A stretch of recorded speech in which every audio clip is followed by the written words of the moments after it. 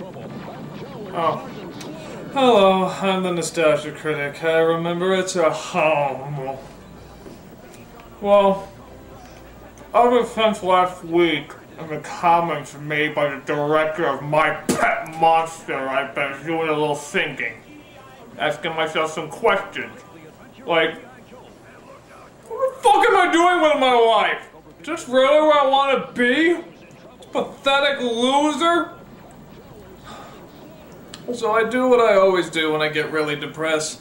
I watch old nostalgic TV. Don't mess with Sergeant Slaughter. He's as strong as they come. Ah, Sergeant Slaughter, you represent a simpler time, when your last name could also represent illegal war crimes, or when your biggest problem was not collecting the latest action set. Fight the good fight, Sergeant Slaughter. The heroes in a half show are making a surprise. Teenage Mutant Ninja Turtle pies. Oh, Teenage Mutant Ninja Turtle pies. I remember when the line fresh from the sewer actually sounded appetizing. Fresh from the sewers to you. God, is this the only thing to bring me pleasure? Just pure pathetic nostalgia? I'm a wreck! Aw, there, Critic. It's not so bad. It is so bad! Get out of here! Fine. I'm a dinosaur. Fucking commercials. What is it about them that draws me to them? They're so conniving and yet so inviting. It's like they're in their own little world, a world that wants to be nice to you but scam you at the exact same time. Something about them strangely gives me comfort.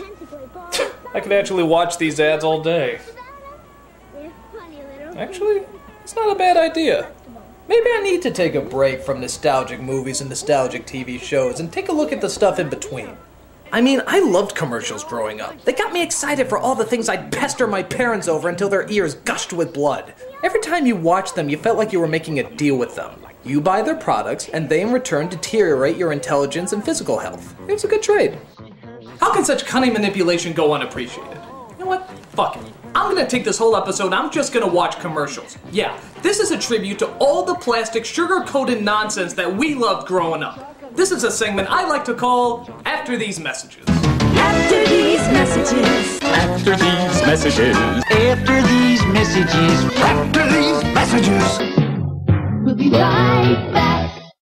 I'm not gonna go in any order or tie them together with any theme, it's just gonna be commercials. So, let's get started. Look, it's Jeff Armstrong. He's eating Apple Jacks.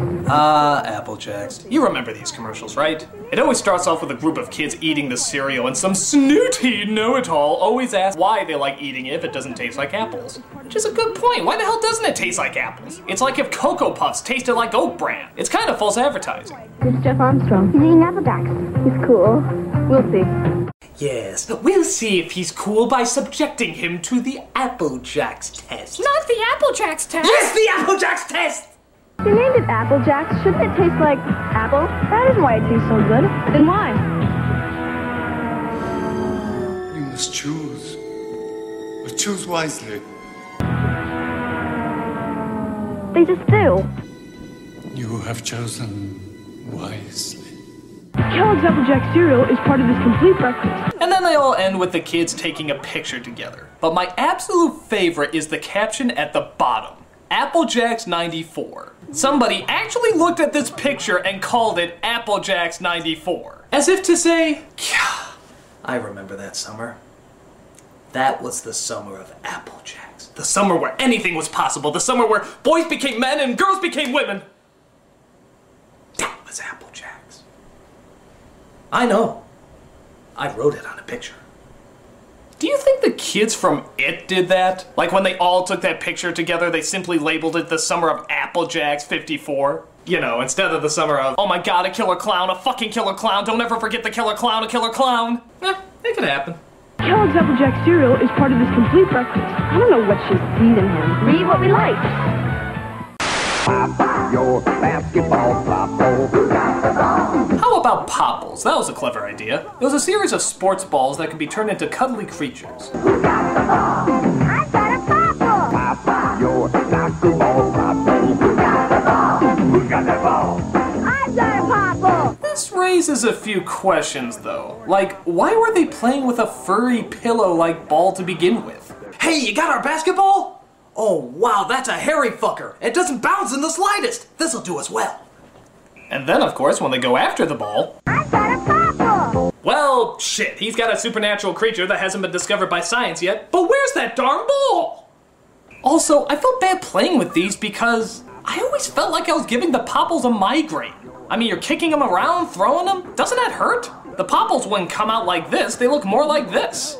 But oh well, you can't fault it on still being a clever product. They're new from Mattel. Okay, I don't know what the fuck this kid is on, but I want some. All kinds of cream inside. He likes Giggle's funny faces. There's fudge and vanilla cream in each one.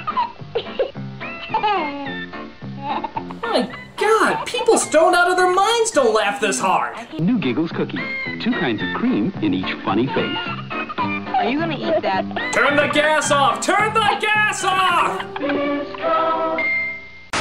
It's sometime in the future. Oh, this ad was unbelievable. This is like one of the most fucking epic commercials ever put on television. The ultimate challenge. Crossfire. Look at it. It's set in this apocalyptic future where the fate of the world rests in the hands of 2 kids who sit at a table and throw marbles at even bigger marbles. Crossfire. Get Crossfire. It's like the world of Tron if it was run by Lucas. It's the most badass commercial ever.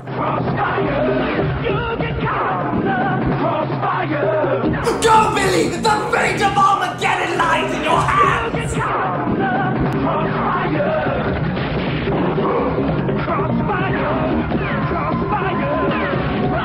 Crossfire! You'll get caught. Santa has a very special Christmas message he wants everyone to hear. I don't think they do these anymore, but a long, long time ago, they used to have hotlines for everything.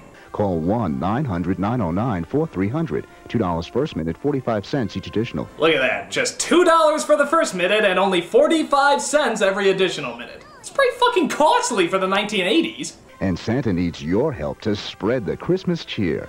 Be a Santa's helper. Yeah, I always remember you call him up and some jerk-off would talk as slowly as possible so he could make sure that he eats up your time and your fucking money. What a dick cock.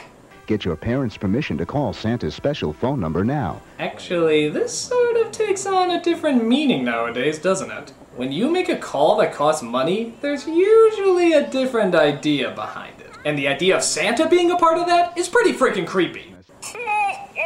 You've reached Santa's hotline. Have you been a naughty little boy? I bet you have. What are you wearing, naughty little boy? I have a candy cane in my pants for you. Get naked.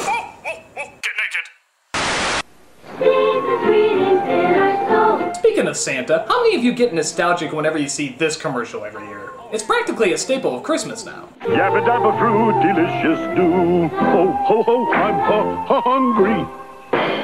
Santa, my pebbles! Your pebbles! 'Tis the season to be sharing, Fred. Happy holidays, pal. Oh, Fred. Hey, Fred, how can we celebrate Christmas if Jesus isn't born yet? Just eat your fucking cereal. Nintendo, it's for breakfast now! Get this, when Nintendo was all the rage, they actually made a Nintendo cereal. Yeah, it wasn't a Mario cereal or a Zelda cereal, it was just Nintendo in general. What a weird idea. It's kind of like making internet the cereal, isn't it? Though it would probably be the first cereal where you have to be over 18 to eat it. And it wasn't just called Nintendo cereal, it was called the Nintendo Cereal System. What the hell does that mean? Do you really have to put the word system at the end? Are we really gonna confuse this Nintendo for another Nintendo? Nintendo Cereal System is a super part of this nutritious breakfast. No, you meant Nintendo the Entertainment System. I thought you meant Nintendo the animatronic horse that only eats toothpaste and circus midgets. He's very big in Sweden. It was kind of cool because it was technically 2 cereals in one. That means there were 2 bags in each box. But I remember it was kind of a pain. Once you open the bag, you can't really close it. So if you open both of them and poured it out, you'll get double the cereal all over the place. Maybe that's why it didn't last so long, because half of it was on the floor instead of the bowl.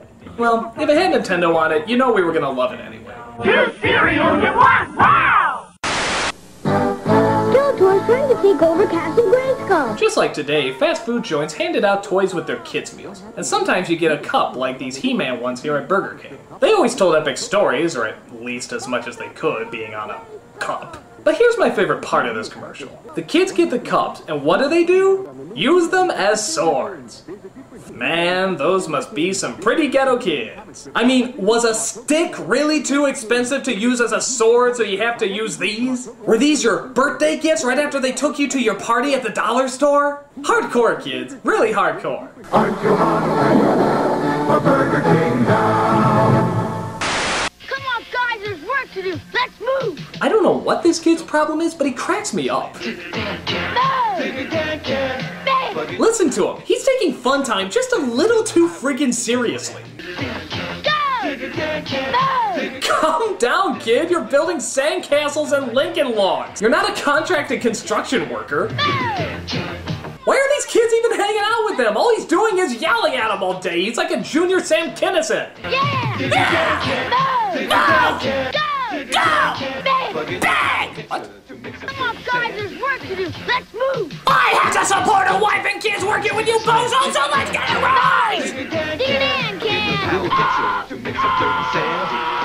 Digger Dan trucks, power mixer, crane, and hard hats, each sold separately. Batteries not included. New from Revell.